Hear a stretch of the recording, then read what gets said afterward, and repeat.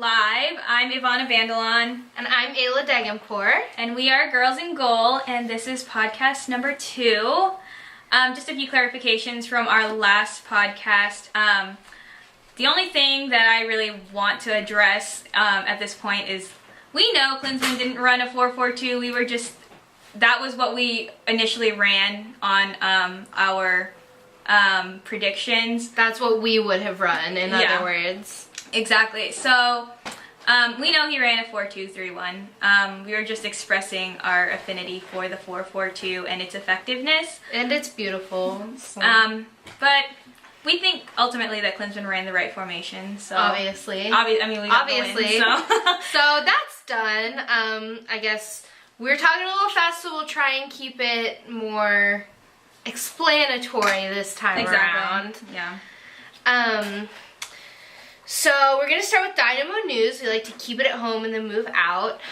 The BBVA Compass Stadium opener is sold out officially. No more tickets.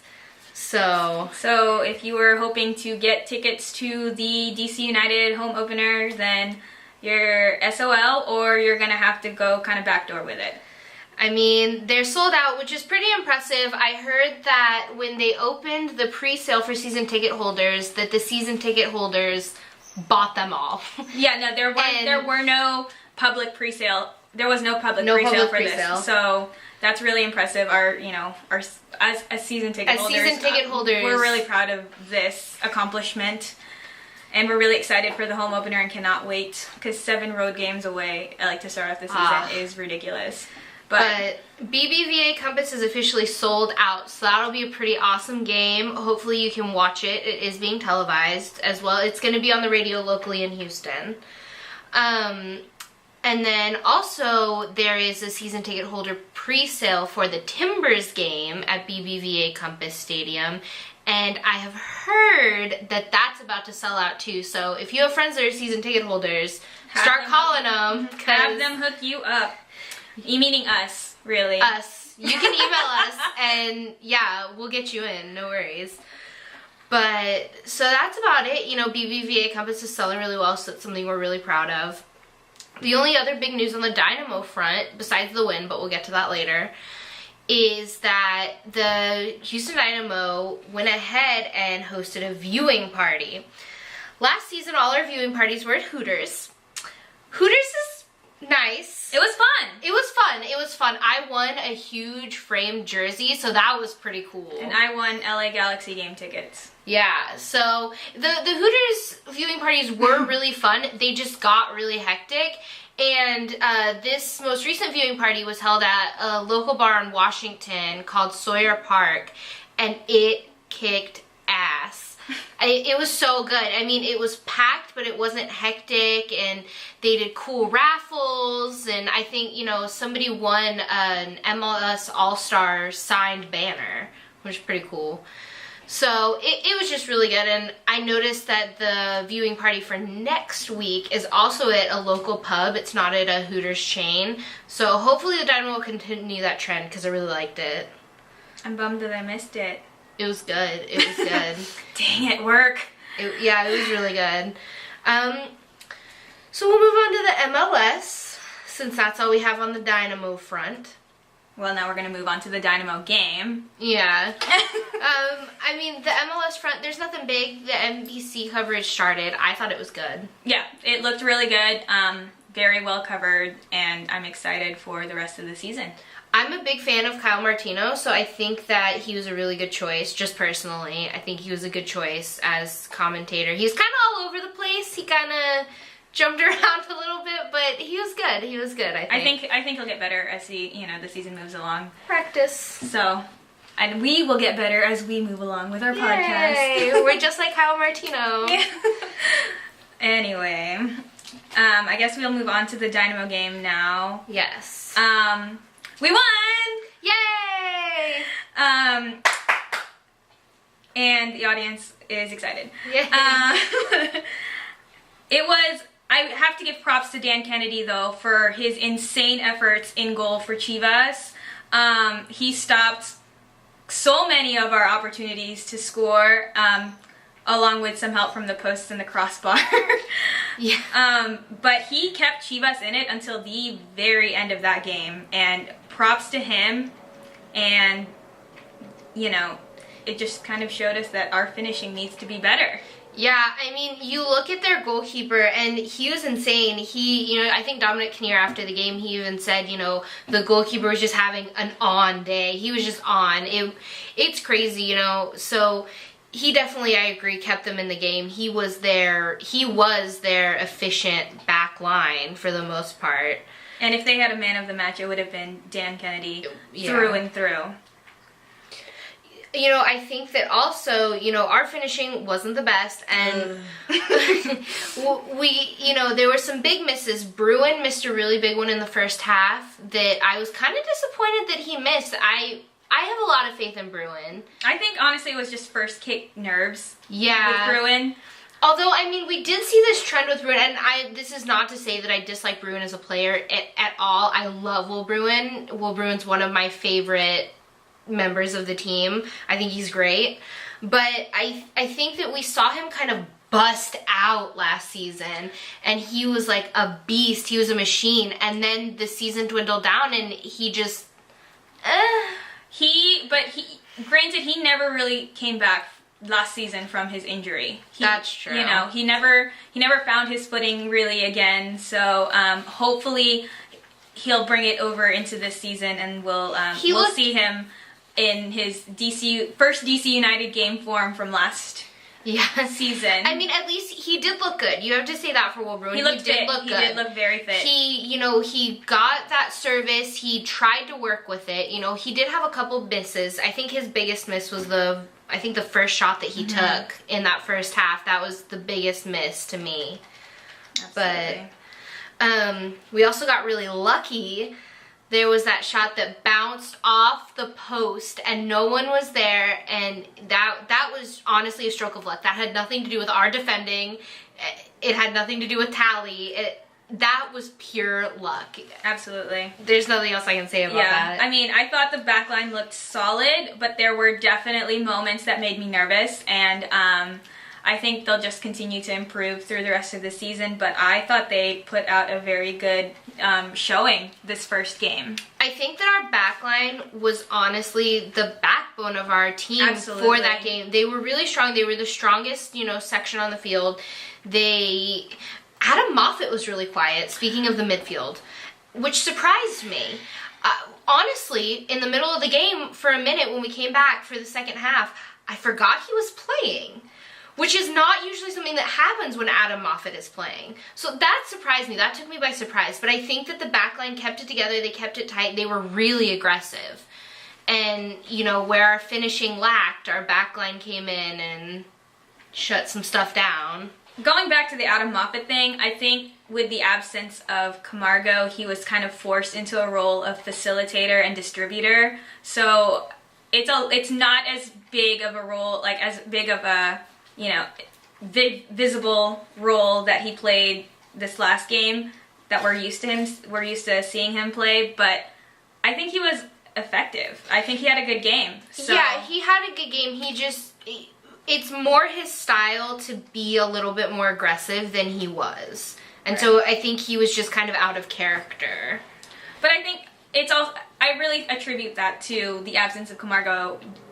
Javon Watson, as much as I do like him, I think he struggled with the position that he was put in, and Adam subsequently suffered as well, just because he and Camargo are so good together. They really are. Is Camargo injured? Is that what the holdup is? He's not injured. He's just not game fit. That was a decision, I think, by Kinnear. Yeah, game day decision, probably. Not to start Camargo, not to sub him. I mean, he was warming up on the sideline, but he was not... I think that was just a Kinnear decision. He does stuff like that to us sometimes. That's not out of character Absolutely for him. not. So, another person who I thought... And I'm going to go ahead and agree with some of the journalists who have posted it. I think that the tide really turned when Kalen Carr came in. Absolutely. Even though he didn't score a goal, he brought some aggression to our attacking line, which I think was completely missing when Bruin was in there. Not that Bruin didn't do a good job. Again, I'm not trying to bag on Will Bruin today, but Kalen was just fighting for it, and he was really aggressive on the ball, and so I think that's something that really helped. And he stretched the back line. He plays out wide. He comes in the middle. He's everywhere because he's so fast. So I think that kind of, you know, it built up to the goal. And him being fast is probably his biggest asset on this team, just because when you look at our team as a whole, our guys are big and kind of slow. Not all of them, but as a whole, we're mostly big and slow. Absolutely. That tends to make us play rougher. I will never deny that the Dynamo are very play rough. physical. Yeah. But I think Kalen's speed is his biggest asset, and I think that if he can that's his contribution to our team. Yeah. But yeah, if he feeds the ball in, if he takes the service, I think he's going to be fabulous. Exactly. And then, so 90 minutes rolls around. I'm thinking we're going to get a tie, honestly. And I had prepared myself for it. Nope. No. That's always how it happens, though. And it would be like the Dynamo to start off the season with a defender goal. I'm just saying. Mr. March is born. Fun fact about Andrew Haino is his first 5 goals. Now, this changed in postseason, last season during our playoff run. His first 5 goals with the Dynamo had been all in October. So he was Mr. October, and they talked about it a lot at the Dynamo Awards last season. But, yeah, Mr. March is born. I think Andrew is very attentive, which is, I think, probably his best quality on the field. He's so attentive. He always knows what's going on around him, which is something that you can't really say, and I feel bad for saying this, about Bobby Boswell. Now, again, not trying to say I don't like Bobby, not trying to say Bobby's a bad player, but Andrew, you can definitely see the difference of how attentive he is. He's aware of where everybody is, where the ball is, where the other team is. He pays attention, and it's crazy, and I don't know how he can keep up with all that while he's still playing. And that he puts himself in the right positions because of this awareness of whatever's going on around him. So that obviously played into the goal. Yeah, and I think, and he's also very humble about it, but I think that all of his goals that he scored, including this goal that he scored on Sunday, were because he saw where everyone was, and he made the right choice. He made the right decisions on how he was going to play it. And he's very humble. He'll say that it's just luck. But I think that it was calculated. I think he knew what he was doing. We love Andre. The scramble, though, was a little bit crazy when that corner kick went in. It was a little crazy. I think the organization needs to be a little tighter, and, you know, it'll be out better in the future. I mean, we know we're good on set pieces. We saw that last season. Everyone was scared of our set pieces last season. And so I think it's just going to take them, you know, first game, first kick. They're going to need to experience it a couple more times, and then I think that immediately it'll tighten back up. It'll be back to where it was last season. Right, but no excuses. I mean, they should have... True. The scoreline should have been more than 1-0. Yeah. Again, though, Kennedy was having such an on day. Yep. He was just on the whole time, which was pretty awesome. As far as Chivas, you know, I don't want to criticize them too much because I have an obvious bias. I think that Juan Pablo Angel missed a couple big ones that I was kind of disappointed that, I mean, even though my team was playing them, I was kind of disappointed that he missed because he set himself up for what could have been really good goals, and then it just flatlined. So, on that note, also, he did beat Bobby Boswell a few times, and those were moments that made me really nervous, and I think Bobby needs to work on that a little bit. Maybe it's just Juan Pablo Angel because JPA is amazing. Yeah, he's amazing.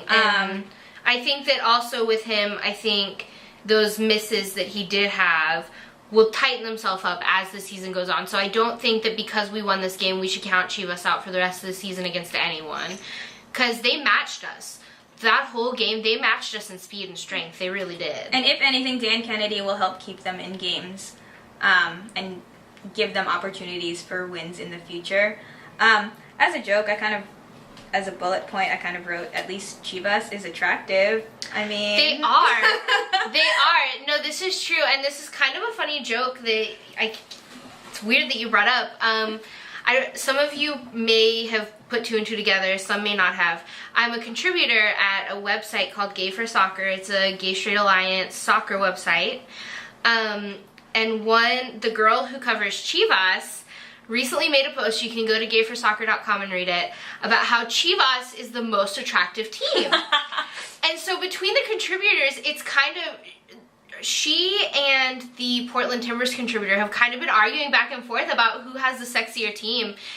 I gotta go with Chivas. Honestly, I love the Timbers, as you'll hear later, but I gotta give it to Chivas. Between the two. Dan Kennedy, where did... Well, and the classic Juan Pablo Angel. Come on. Okay, moving on. That's enough of that. Oh, wait, but I'd just like to point out that this is our first road win this season. Yay! And it's our first win in the first game of the season in 5 years. Right, and we waited a very long time for our first road win last season. All the way to the Dallas game. I mean, but I'm really stoked that we started off on this kind of, footing, so yeah. Now we're gonna move on. Now we'll move on. Just to give you guys a head up, I think the game, I don't think we're gonna cover Rapids v. Crew. No. I just wrote down the scoreline for that. Yeah. I would have gone with the Rapids if I had picked a team for that game. I mean, the Crew, they need some more rebuilding years, honestly, if we're being honest. I really think, I'm not a huge Robbie Rogers fan, but I think they miss him. Yeah, I think that they do have Chad Marshall, who I think he's a great asset for them, but he can't be the whole team. Absolutely. And one man can be the whole team. So it's going to take them a minute to figure out what they're going to do for the rest of the season. Earthquakes versus Revolution. Chris Wondolowski scored. Wanda! It was a good goal. Pretty standard. Yeah. I know the Revs, and it's kind of out of character for Benny Felleber to tweet what he tweeted. He was kind of bitter about it. I did not see that tweet. Yeah, he was a little bit bitter about it. He was kind of just like, not a good result.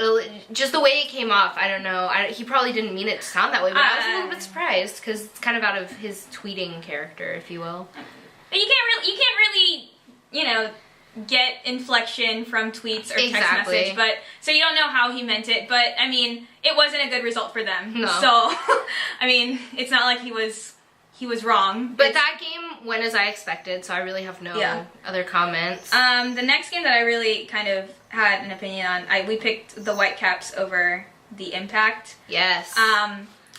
Latu came out. Latu. I will forever say that is Philly's biggest mistake. Letting Latu go and letting it go down like that, because now he's hungry. And, that 4 man. minutes in. That man. He beat the defender on the first touch and he kept his composure for the goal because a lot of it, and that's admirable because a lot of the time when you get shots like that, you get excited. Yeah. And you get, all worked up, flustered, and you miss an easy shot like that, but props to him for keeping his composure. This is very classic Latu. Montreal's backline kind of looked timid. Looked outmatched to me, honestly. But they looked timid, like that on the Latu goal, the central defender just kind of fell away from him. Yeah. So he didn't keep up. He beat the central defender didn't come back for it. So, Montreal's experiencing the classic growing pains that, every team experiences when they first enter the league.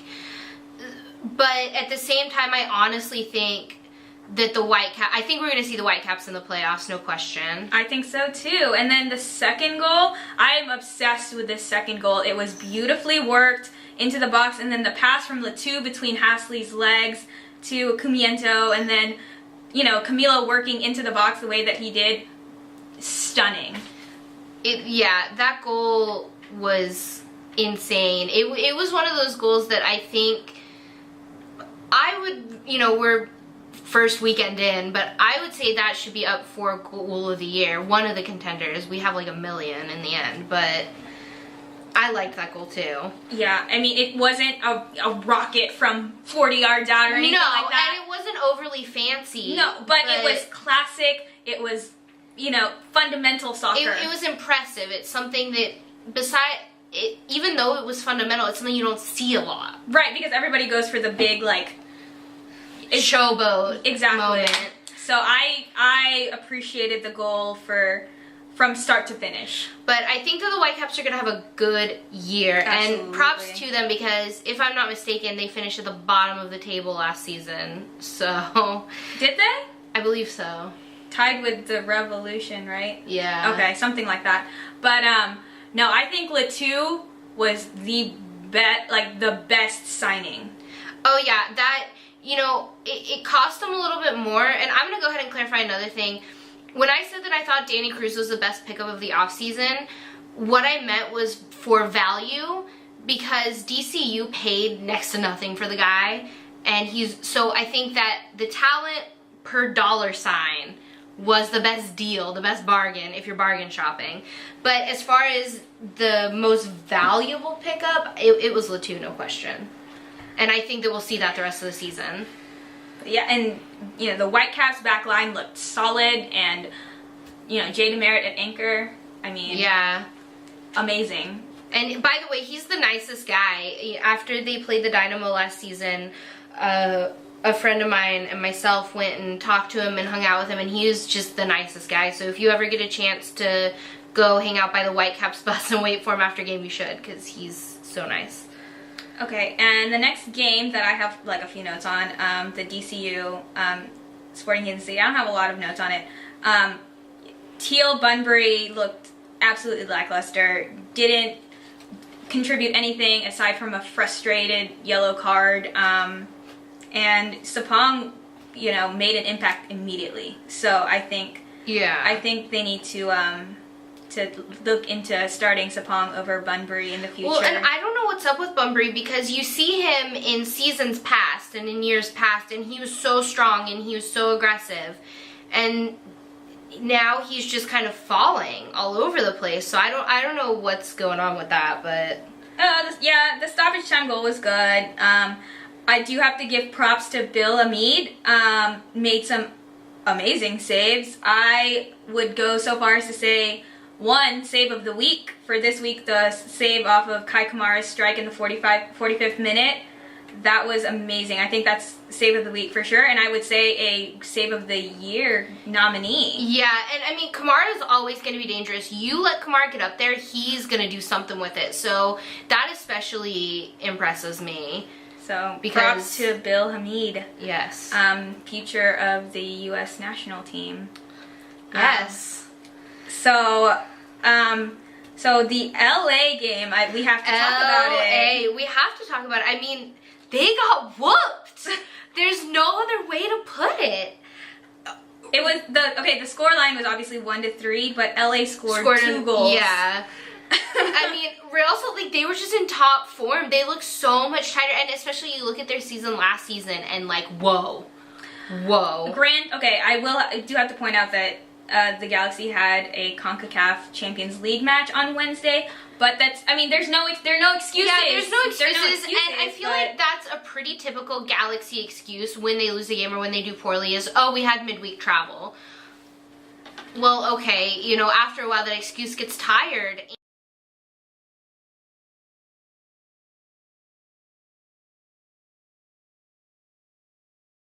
They have, you know, Henry and Agudelo and Dax McCarty and, you know, tons of other stars.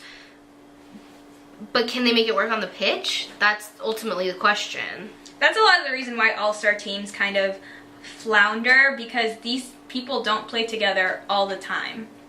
And so, I mean, all-star games are an American institution, and I love them, I do. And I love seeing my players get nods on them, but it's a lot of the reason why, you know, all-star teams fail. These are players that aren't used to playing with each other. They're not used to the run of play with each other. So yeah, well, and I had heard it just, when I was watching the game, it immediately reminded me of a quote that I heard back during a La Liga game, actually. It was Real Madrid-Barcelona. So it was one of those. And an announcer said that, and Real Madrid lost, that Real Madrid presented us with 11 stars, but Barcelona was a constellation. And I feel like that's exactly how it was with Dallas and New York. You know, Dallas had some pretty big names. Breck Shea looked amazing. It sometimes physically pains me to compliment that man, but he looked amazing. And Zach Lloyd looked great, and he scored, and I think they all worked together, and they were a constellation. They weren't just individuals, which is what I feel like New York looked like. The Ricardo Villar goal, the second goal for FC Dallas, was beautiful. Yeah. Beautiful finish. All of the props to him and FC Dallas. And also props to Blas Perez for his 2 assists this game. And they were good assists, obviously. And shout out to Kenny Cooper for scoring just as he gets subbed in. Yeah, I mean, what are you gonna say? Hey, Kenny Cooper. Hey. And then the Portland-Philly game. Portland-Philly. Can I just give mad props to the Timbers Army and all of the Timbers fans? That was an amazing atmosphere. You know, the Timbers, they sell out every single game. They sell out every game. I went online last night and looked up and tried to get tickets to a random game. It's on August 31st. It's the day after my birthday. It's against someone totally random. It's not supposed to be a rivalry. Sold out. They sell out every single game so far in advance that, I mean, this is going to be a big rivalry thing, but they give the Sounders atmosphere a run for their money. Even just watching on TV, I just I couldn't believe the insanity. It's crazy, and I'm so jealous. I'll be completely honest and say that I'm so jealous. As far as the game goes, I'll talk about Philly first because I have so much more love for the Timbers in my heart. Zach McMath. Okay, he was so impressive. I think that he stopped a lot of really good stops, or a lot of really good shots on goal. He was so impressive. I thought he did an excellent job. He was kind of on fire the whole night, and then he had that one slip past him, and you saw everything change. You saw in his face where he lost that confidence, and I think that's what happened. I think that's what accounted for the margin, is that he lost his confidence after that first goal. I really do. I think that's what it was. And I don't think that McMath should ever lose his confidence because he's a great goalkeeper. He's young. He's fit. I think that he has a lot to be proud of. And granted, Mondragon shoes are quite large to fill, but I think he did excellent. Right, but even that first goal, that may not have even been something that Mondragon could have stopped. Absolutely. That had nothing to do with McMath making an error. So I think it was unfortunate that he lost his confidence and that, you know, some more goals happened after that. As far as the game itself, I heard today that the Baptiste own goal got called back, that it's being credited to Philly, but if it were an own goal, Baptiste would have scored twice in 3 minutes for both teams. So, I mean, even if it had been an own goal, I think scoring again for Portland so quickly after was the redemption he needed to keep his head in the game. So it was fine. I think that Lavelle Palmer looked really strong, and I'm going to go ahead and maintain that if they can get somebody who will match his speed, that he'll start creating for them like crazy. Yep. The Boyd header was beautiful for the goal. And then the Khalif Al Hassan. Holy Al Hassan. I know. Yeah, Al Hassan. Over everybody into the goal. Are you kidding me? Amazing, amazing. I kind of sound like a commentator. I kind of sound like Twelman right now. Taylor. But it was amazing. It was so good. I know that I had a group over to watch the game, and just the entire house screams. My neighbors probably thought we were getting murdered. I don't know what happened, but it was crazy. But that was an insane goal, and I think the Timbers are going to have a good season too. I really do. And, it's funny because in the first half, they were outplayed. Philly was outplaying the Timbers in that first half. And then they made adjustments. The Timbers scored that goal, and it changed. There were scrambles. They were going for it. I mean, it's sad, but when McMath lost his confidence, that's when the Timbers got theirs. It's like they sucked it out of him, like a Dementor. I don't know. But, I also Harry Potter reference. I also think that Troy Perkins looked really good.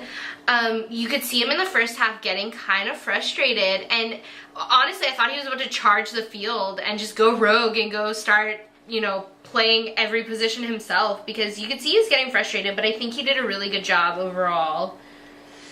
I think the Timbers did amazing. So props to them for their win, and there were no ties. No ties. Draws. There were no draws this weekend. So yeah. Draws are really frustrating to me. So I realize they're part of soccer, but they're really frustrating. So I'm glad that everybody won decisively. And so, just in case anybody was wondering, the standings are, it can get a little bit confusing, but the way that the MLS formats it is it's based on the goals difference as well as your standing last season, as well as whether you were home or on the road. So right now, even though we have ties, technically, the first in the East is the Houston Dynamo. Whoop, whoop. Yay! And the first in the West are the Portland Timbers, so... Both teams that we both really like. Love them. So that's how it stands right now. Okay, also we're starting something new on Girls in Goal this week. We're really excited about it. We're actually going to be doing picks, and we're not gonna announce all of our picks on the podcast. We'll just post them in the next post. Anybody can play that wants to play. They can just turn in their picks to us. And there's a fancy sheet that you can download. It's up on the website right now that looks exactly like ours if you're watching the video. It's this thing. And you just slash out your picks and you turn it in, and then you can keep track of it during the weekend when you're watching games. Mm-hmm. And every week we'll post who had... Oh, for every win, every correct prediction that you have, you get 3 points. If a game ends in a tie, everybody gets a point. And if you pick the wrong team altogether, then you're gonna get no points. So and we'll keep track of the weekly winner, and we'll post the weekly winner, and you'll get free advertisement. You also might get a prize. We'll see what happens. We'll see what happens with that, and then we'll also keep track of the aggregate score, and towards the end of the season we'll start kind of breaking it down. Yeah, this is for people like me who don't like to play fantasy MLS. I get confused. I'm not gonna lie. I'm just gonna go ahead and tell you that when I try and play fantasy, I get confused. So this is, I think, a little bit more fun because you get to look at the whole league as opposed to individual players. So yeah, I mean, play with us. We'll have a good time. We'll post our picks in the next post after this podcast, and you can have a good time with us because, we want you all to be involved in this as much as you can be. So. And on an ending note, if we left out your team and you wanted to hear us talk about them, shoot us an email or write us in our ask box. Because if you want to hear our comments on it, we want to make the comments on it. We just kind of cover what we thought was interesting, but we want to make it interesting for you. So if we're not covering your team enough, let us know and we'll fix it. And with that, I'm Ivana. And I'm Ayla. We are Girls in Goal, and see you next week. Bye.